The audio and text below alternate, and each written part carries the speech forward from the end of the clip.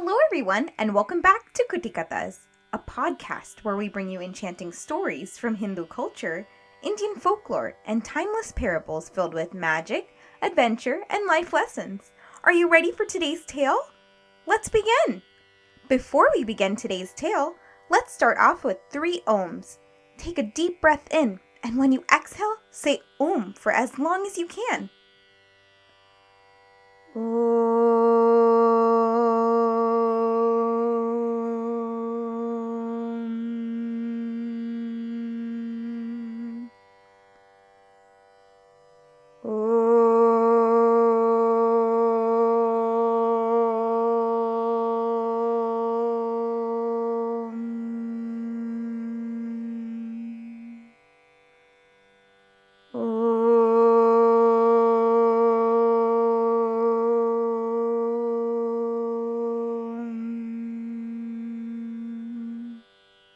Diwali 3-part special.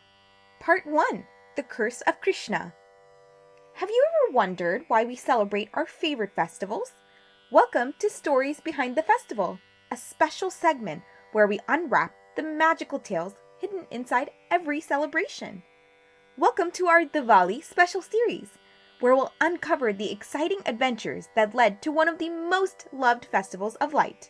But tell me, when you think of Diwali, what comes to mind? Yes, lights, sweets, diyas, fireworks, and happy faces everywhere. But did you know that Diwali also celebrates a brave battle, one where Sri Krishna defeated a terrible demon king named Narakasura? Before we reach that grand fight, our story begins with something many stories have: a curse. It was the night of Ganesha Chaturthi, a day where everyone celebrates our beloved round-bellied Lord Ganesha, the remover of obstacles. Sri Krishna and his family had just finished their puja, and everyone was eating sweet, delicious modaks. After the puja, Krishna sat down to drink a cup of milk. It was a beautiful, calm night, and the moon shone brightly in the sky. But just as Sri Krishna lifted the cup to his lips, he saw something shiny inside the milk. Curious, he peered in and, oh no, he saw the reflection of the moon. Now, it's believed that you should never look at the moon on Ganesha Chaturthi, or you will be falsely accused. Why? Check out our episode on Ganesha Chaturthi to hear that fun tale. Sri Krishna gasped and sadly knew what was to come, and the curse had already begun to take effect. The next morning, as Sri Krishna was walking through Dwaraka, people began whispering. "Did you hear?" one man said. "Sri Krishna has stolen the Shamantaka money, the most precious gem in the kingdom." "Stolen? Krishna?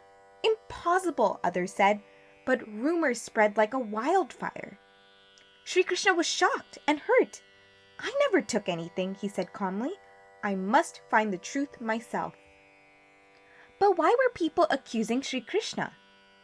The beautiful Shamantaka money belonged to Satyajit, a devotee of the sun god and father of Princess Satyabhama. It was said to shine brighter than 1,000 suns and bring endless wealth to whoever possessed it. One morning, Satyajit had walked through the streets of Dwaraka, wearing the Shamantaka money around his neck. The jewel glowed so brilliantly that people covered their eyes and gasped, "The sun god has come down to visit us!" They rushed to tell Lord Krishna the news. Sri Krishna smiled and said, "That's not Lord Surya, it's King Satyajit. The glow you see is from the Shamantaka money." Now, instead of sharing this magical gem for the good of all, King Satyajit grew greedy. He built a special shrine in his home for the jewel and worshipped it daily, thinking it would bring him endless riches and protection. But when Lord Krishna kindly suggested, "Oh, King Satyajit, why not gift the Shamantaka money to King Ugrasena, the ruler of our people? It would benefit everyone." But Satyajit refused. Not long after, Satyajit's brother decided to go hunting in the forest. And guess what?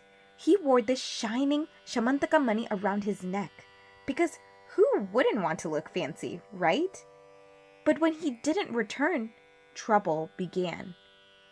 Sri Krishna searched forests, rivers, and mountains to clear himself from these accusations. Days turned into weeks. Then one morning, he came across a dark, hidden cave deep in the woods. Sri Krishna saw a glowing light coming from deep inside the cave. Yes, the light! It's the Shamantaka money! Slowly, he entered the cave. The air was cool and damp. Strange shadows danced on the walls as he walked further and further in. Then suddenly, he saw it. Before him lay a dazzling jewel glowing with golden light. But beside it, something fierce and scary. What do you think Sri Krishna found in that cave? A monster? A friend? A trick? You'll have to find out in our next episode, where we discover the secret of the Shamantaka money and how it leads to the rise of the terrifying demon Narakasura. So, what's the moral of this story? Sometimes life brings us unfair blame or misunderstanding, but when your heart is pure and your actions are true, even the universe helps reveal the truth. Until next time, when we discover what Sri Krishna saw in the cave, keep learning and keep smiling. Hari Sharanam.